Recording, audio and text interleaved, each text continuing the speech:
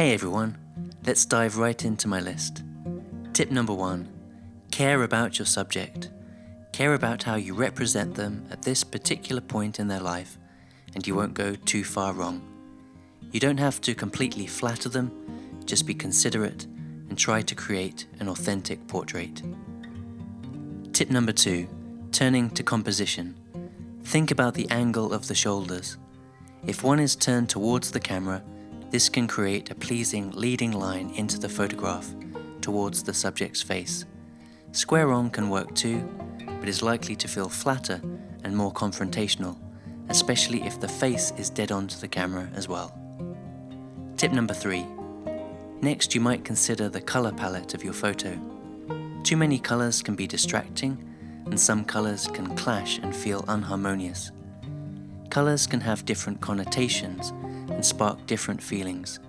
Talk with the subject and suggest they wear clothes with colors you feel work. I find that being neutral, white works great against natural greenery and in so many other scenes.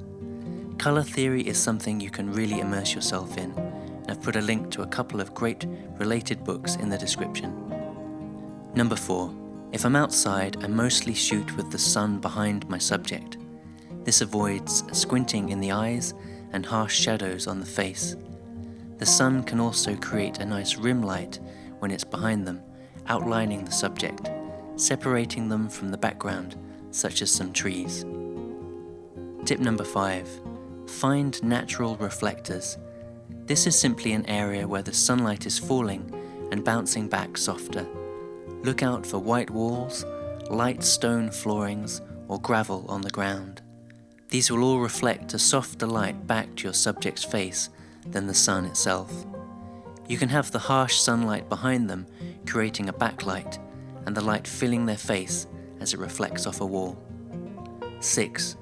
During golden hour, when the sun is very low in the sky, you might try having your subject face the soft sunlight. You won't get those harsh shadows that we try to avoid in the afternoon. Plus, of course, there'll be a lovely orange tint to the light. 7. Consider your focal length. Personally, for portraits, I use either 35, 50, or 85mm equivalent lenses. Wide lenses can create a sense of intimacy, but also an unnatural looking distortion if used too close. More telephoto lenses lose that intimacy, but help you select a tighter background and more easily create a shallow depth of field. 8. A subject's eyes are so important in a portrait. I think as a golden rule, the eyes should always be in focus above all else. If the subject is turned to the side and you have a very shallow depth of field, then the closest eye should be given priority, as that is the eye that will be seen first. There are other things to consider with eyes too. Try them open or closed, looking at the camera or away.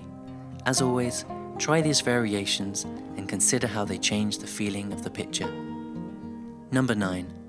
I find the neckline of the shirt or top very important in the composition and flow of a headshot picture. At one extreme, someone wearing a Steve Jobs style tight polo neck can remove all leading lines from that area and almost seem like a suspended head, but open a button or two of a shirt and the neckline leads up to the face and can balance the picture nicely. Okay, we're about halfway through, which I find is always a great time to subscribe in case you are waiting for the perfect moment. Number 10. Try to experiment with window light. Windows are a gift to photographers, and the light is often soft and flattering. If you have a large window, you might be able to stand between the window and the subject without blocking the light. Light falls off quite quickly though, so you'll need your subject to be close. In this situation, I use a 35mm lens. But if I place them by the window and then move back, I'll use a longer lens like the 50 or 85. Number 11. This is a fantastic tip I learned from the photographer Scott Robert Lim. He said that when the subject's face is turned slightly to the side, their nose should not break the line of the face. If they're fully turned to the side, that's okay, but just breaking that line slightly looks unintentional and ruins that smooth outline along the cheek. 12. Candid isn't just for street photography. Just because you're in a studio or have a planned photo session, you can still look for spontaneous, candid moments that give your pictures a bit of life and personality. Number 13. One thing even the most inexperienced photographers think of is whether the subject is smiling or not. Both can work. I don't look down on smiles, but you will get a very different feeling picture. If you do think you want your subject to smile, consider focusing on just getting a happy expression. It might be just a subtle glint in the eyes that is needed to bring some warmth to the portrait. There's little worse than an out-of-place false smile, so work on interacting with people and build a rapport.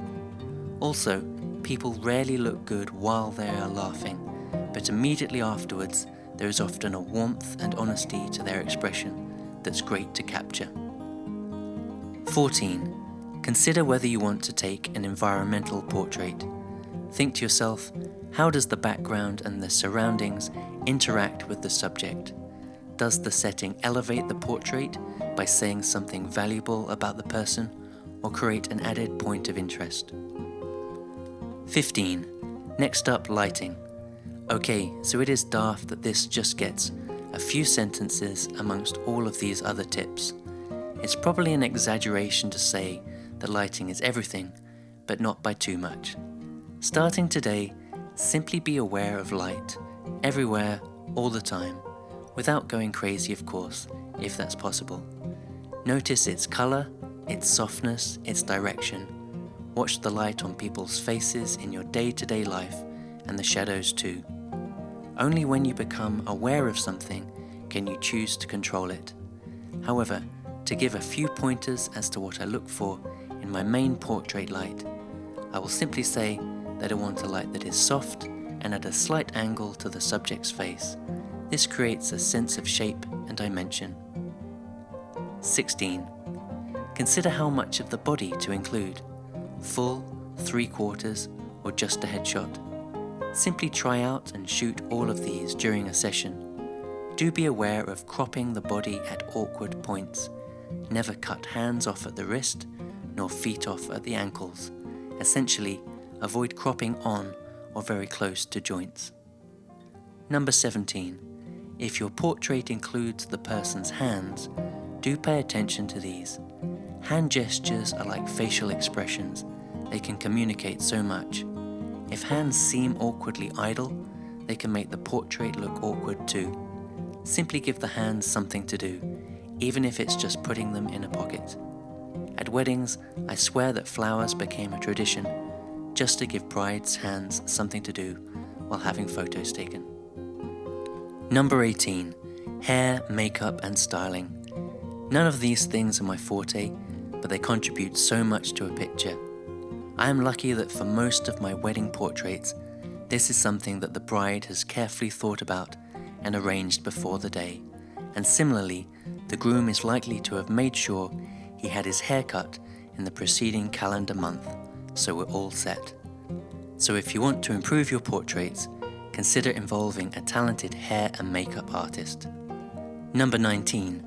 When color grading and editing your pictures, be extremely mindful of people's skin tones. A slightly weird looking sky is forgivable, and I love playing with different colors in a scene.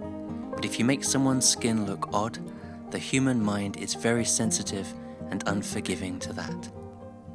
Next, think about the relationship between the exposure of the subject and the exposure of the background. This is known as high or low-key lighting. I am personally attracted to quite low-key lighting, where the background is darker than the subject. Our eyes are directed to the light areas of a picture first, and I prefer that to be my subject. A darker background doesn't compete as much for our attention, and the subject stands out more. Thanks everyone for watching. If you found this useful, please consider subscribing and checking out my Instagram and/or Patreon links in the description below. And please leave a comment if you have any tips or ideas you can share. Thanks again everyone. See you all soon.